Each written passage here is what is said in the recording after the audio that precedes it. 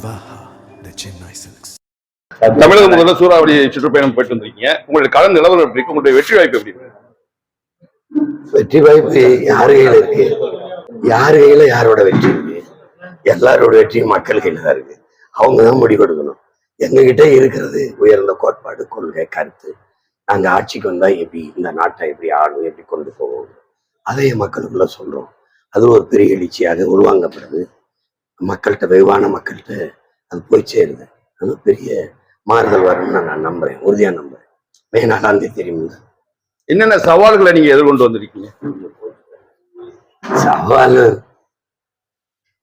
சவால்னா என்ன? எல்லாமே சவால் தான். இங்க ஆட்சியில இருந்தவங்க நேர்மையற்ற ஆட்சியாளர்களால என் சமூகம் எப்படி சீரழிக்கப்படுதுன்னா, வாக்குக்கு காசு கொடுக்கப்படுது. மாண்புமிக்க ஜனநாயகம் அங்க படுகொலை செய்யப்படுது.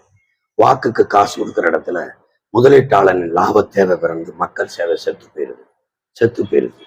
அப்போ அதுக்கப்புறம் இங்க இலவசம்னு அறிவிச்சு என் மக்களை ஏமாத்துகிறத சகிக்க முடியல. 10,000 டோக்கனு, 8,000 டோக்கனு, மிக்சி, கிரைண்டர், நான் வந்தா சிலிண்டரு, நான் வந்தா தாலிக்கு தங்கம், அதெல்லாம் ஒரு தன்மானமிக்க தமிழ் மகனா அருவருப்பா இருக்கு. அருகில் இருக்க கேரளால இதெல்லாம் இல்லை. ஏன் மக்களை இவ்வளவு இழிவா ஏமாத்துறாங்க? ஒரு நேர்மையாளனுக்கு இதெல்லாம் அறிவிக்க வேண்டிய அவசியம் இல்லையே. நீ எனக்கு நல்ல கல்வியை கொடு, அதுக்கப்புறம் வேலையை கொடு, சம்பளம் கொடு, நான் வாழ்ந்துக்கிறேன். அதான் அடிப்படை. அப்படி வாழ வைக்கிறவன் தான் தலைவன். அப்ப இந்த மாதிரி எல்லாம் தான் கடைசியா மீள எழ முடியாத வறுமையிலே மக்களை வச்சு அந்த நேரம் கையேந்த வச்சிடறாங்க. அப்ப வழி இல்லாம மக்களும் காசு வாங்கிட்டோம் போட்டுவோம் அப்படிங்கிறது. அப்புறம் இன்னும் சமூகத்துல சாதியை சொல்லி, மதத்தை சொல்லி, சாராயம் பணம் கொடுத்து வாக்கு கேட்கறது நினைக்கும் போது ரொம்ப ஒரு சபிக்கப்பட்ட சமூகத்துல பிறந்துட்டோமோன்னு ஒரு வழி வரும். ஆனா சரி செய்யணும்ல, யாராவது சரி செய்யணும்ல. அதுக்கு தான் நாங்க எல்லா பிள்ளைகளும் சேர்ந்து போராடும். ஒவ்வொன்றுமே சவால் தான். இப்ப பாருங்க, தேர்தல் ஆணையத்துக்கு தெரியும் வாக்கு காசு கொடுக்குறாங்க, ஒருத்தரையும் தடுக்காது. 8,000 10,000 டோக்கன் தடுக்காது. மாண்புமிக்க நீதிமன்றம் இருக்கு, இதை தடுக்கலை, இதை கண்டிக்கலை. பெரிய பெரிய அறிஞர்கள், பெரிய பெரிய தலைவர்கள் இருக்காங்க. எத்தனையோ IAS IPS எல்லாம் படிச்சுட்டு வந்த நேர்மையான அதிகாரிகள் இருக்காங்க.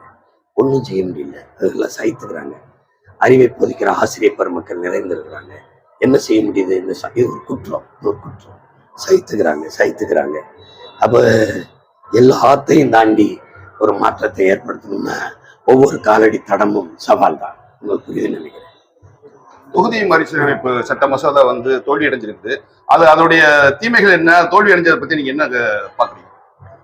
இந்த பாரதிய ஜனதா அவசரமா இதை கொண்டு வர வேண்டிய அவசியம் இல்லை. அதன் நோக்கம் என்னன்னு நமக்கு புரிஞ்சதுனாலதான் எதிர்க்கிறோம். அது என்னன்னா, அவங்க மக்கள் தொகை அடிப்படையில் அதை எடுப்பாங்க. நாங்க குடும்ப கட்டுப்பாடை கடைப்பிடிச்ச ஒரு மாநிலம். எங்களுக்கு பிறப்பு விகிதம் குறைஞ்சிருச்சு, குறிப்பா தென் மாநிலங்கள்.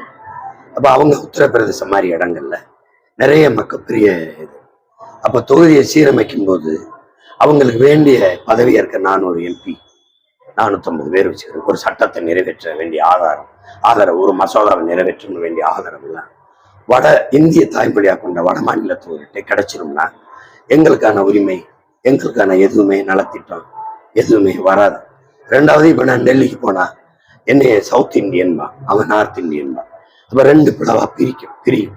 அப்ப என்ன ஆகுன்னா, அவங்களுக்கே அவங்க வாக்கு ஆட்சி ஆள்வதற்கு போதுமான அளவுக்கு நான் முற்றுமுழுதா ஏற்கனவே புறக்கணிக்கப்பட்டிருக்கேன், சுத்தமா புறக்கணிக்கப்பட்டிருக்கேன். நான் 1 ரூபாவை வரி கொடுத்தா அது 30 ஆசனுக்கு திருப்பி தரும். பீகாரோ, குஜராத்தோ, உத்தரப்பிரதேசமோ கொடுத்தா 3 ரூபா 30 திருப்பி கொடுக்கும். ஏற்கனவே பாறை வச்சிருக்கு. அப்படி இருக்கும்போது அங்கெல்லாம் பெருவெல்லாம் புயல் வந்தா உடனே பார்வையிட்டு நிவாரணம் அறிவிக்கிற இந்த மத்திய அரசு, இந்திய ஒன்றிய அரசு எங்களுக்கு நாங்க கெஞ்சி மண்டிட்டா கூட தராது, உரிய தொகை தராது. அப்ப நாங்க ஒரு மாற்றான் தாய், அதாவது இரண்டாவது தாயின் மகன் மாதிரி தான் கருதப்படுவோம். அவனுக்கு மொழினா ஹிந்தி, அவனுக்கு மதம்னா இந்து, அவனுக்கு இந்த மாதிரி இருக்கும்போது அது இந்த மசோதா நிறைவேற்றப்பட்டு வெற்றி அடைஞ்சா ரொம்ப கஷ்டம். நாடு துண்டாகும். எப்படின்னா வட இந்தியன் தென் இந்தியன் ஆகும். அப்ப ஒரிசாவுக்கு இங்கிட்டு இருக்கோம் நாங்க, அங்கிட்டு இருக்கோம் வரும். அது நாட்டை பெரிது நேசிக்கிறவன், ஒரே நாடா இருக்கணும்னு ஆசைப்படுறவன் அதை விரும்ப மாட்டான். அதனால இந்த மசோதாவுக்கு எதிர்ப்பு வருது.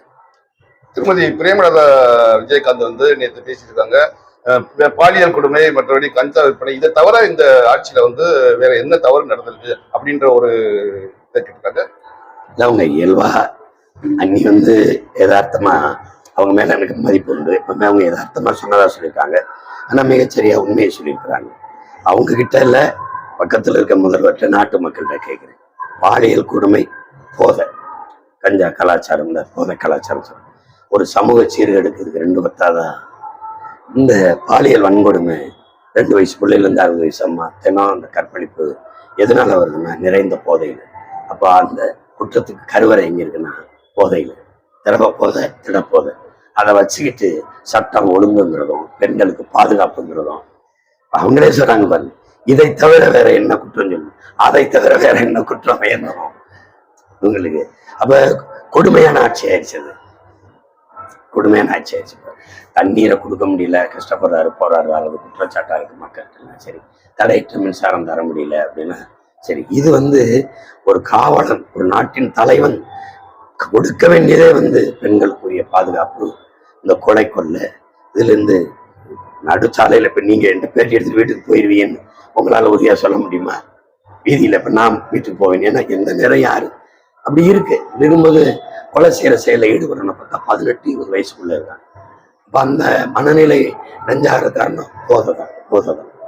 அது பள்ளிக்கூடத்துக்குள்ள பைக்குள்ள புத்தகத்தை கொண்டு வரணும், பதிலாக அருவாள் எடுத்துட்டு போறான். 8ஆவது படிக்கிறவன் இன்னொரு மாணவனை வெட்டுறான்னா சமூகம் ரொம்ப குற்றச்சமூகம் ஆயிடுச்சு, அச்சத்தை தருது. அது அவங்களை அறியாம சொன்னா கூட ஆகப்பெரிய உண்மையை சொல்லிட்டாங்க. அது காரைக்குடி தொகுதி மக்கள் வந்து உங்களை எப்படி பாக்குறாங்க, எப்படி வரவேற்பு கொடுக்குறாங்க? நீங்க என்ன மனநிலையை நீங்க வந்து காம்பைன் போகும்போது என்ன மனநிலையை நீங்க உணர்றீங்க காரைக்குடி தொகுதியில? நான் இந்த நாட்டுக்கு தலைவன் இல்லை. என்னை என் கட்சியில இருக்கிற பிள்ளைகளும் பொதுவான மக்களும் என்னை தலைவன் சொல்ல மாட்டாங்க. சித்தப்பா இல்ல, மாமா, அண்ணன், தம்பி, மகனே, இதான் சொல்லுவாங்க. உங்களுக்கு தெரியும். அந்த மாதிரி என் மக்கள் எப்போதுமே என்னை ஒரு தலைவனோ இல்லை ஒரு கட்சியினோ அப்படி பார்க்க மாட்டாங்க. என் புள்ள என்னை பார்க்க வர மாட்டாங்க. என் புள்ள என்ன பேசுறான், என் சித்தப்பா என்ன பேசுறான், என் மாமா என்ன பேசுறான், என் அண்ணன் என்ன பேசுறான், நான் அவனுக்கானவன். 15 வருஷத்துக்கு முன்னாடி இந்த கூட்டத்துல ஒருத்தன் கைதட்டினவன். இந்த தலைவன் எனக்கானவன், இந்த கட்சி எனக்கானவன், இது என் மொழி, என் இனம், என் நிலம், என் வளம், என் காடு, என் மலை, என் மக்களின் நலம் எல்லாத்தையும் பாதுகாத்துருவோம்னு நினைச்சேன். செய்யல. அடிக்கிறவனே அவனா இருக்கான். அப்ப அங்கிருந்து ஏறி வழி இல்லாம இங்க வந்தேன்.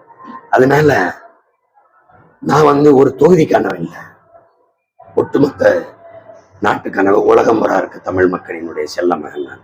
இப்ப காரைக்குடின்னு எனக்கு தனியா இல்லை, உலக தமிழ் குடியினுடைய பிள்ளை நான்.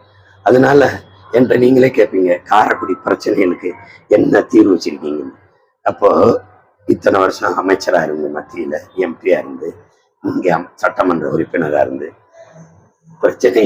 பிரச்சனையை தீக்காம என்ன பண்ணிக்கிட்டு இருந்தீங்கன்னு கேட்டா யார்கிட்ட பதில் உண்டு? பிரச்சனையை தந்திருக்கிறீங்க, இப்ப நான் வந்து தீர்க்கணும். அதனாலதான் நான் சொல்றேன், நான் பிரச்சனையை கேட்க வரல, பிரச்சனையை தீர்க்க வரேன். நாட்டு பிரச்சனையே தீர்க்கணும்னு போராடுறேன் நான். ஒரு வீட்டு பிரச்சனையை தீர்க்க மாட்டேன்னா இது என் வீடு, அது தீர்க்க மாட்டேனாங்கிறதா. அதனால மக்கள் வந்து நான் வந்து இப்போ வாயிலிருந்து வார்த்தை எடுத்து பேசுறவன் இல்லை, இதயத்தில் இருந்தது அடித்தரத்திலிருந்து எடுத்து பேசுறேன். காந்தி சொல்லுவாங்க, வாயிலிருந்து எடுத்து பேசுற வார்த்தை செவிவரை தான் கேட்கிறவனை சேரும், இதயத்திலிருந்து சொற்களை எடுத்து பேசுறதுதான் செவியை சென்று சிந்தனையை தொட்டு செயலாக்கம் பெறும். அதனாலதான் அடி வயிற்றிலிருந்து ஒவ்வொரு வார்த்தையும் இதயத்திலிருந்து எடுத்து நான் பேசுறேன். சில மொழிகள் கோபமா வரும், இதயத்துல நெருப்பெறிஞ்சா சில பொறி வெளியில வந்து விழுகிறது இயல்புதான். அதனால பன்னெடுங்காலமா என் இனம் தாங்கி இருக்கிற வலியின் மொழிதான் என்னுடைய பேச்சு. எனக்கு யாரும் பயிற்சி கொடுத்தோ இப்படி பேசுன்னு சொல்லவே இல்லை. ஒரு இனம் தெரியாத ஆவேசம் என்னை இயக்கும், அதுல நான் இயங்குவேன். அதுல அப்படி என்னை மறந்து அந்த ஆவேசம் என்னை இயக்கும். பாரதியா பேசுனீங்கன்னா பாரதிக்குள்ள போவேன், என் பாட்டை மறத வேண்டிய பேசுனா அந்த வரலாற்றுக்குள்ள நின்று பேசுவேன். அப்படிதான். அதனால என் மக்கள் என்னைய பேரன்பு ஒன்று நேசிப்பாங்க. ஏன்னா பேரன்பு ஒன்று நான் என் மக்களை மண்ணை காதலிக்கிறேன், அதனால என்னை நேசிப்பாங்க. வாழ்த்துக்கள். நன்றி.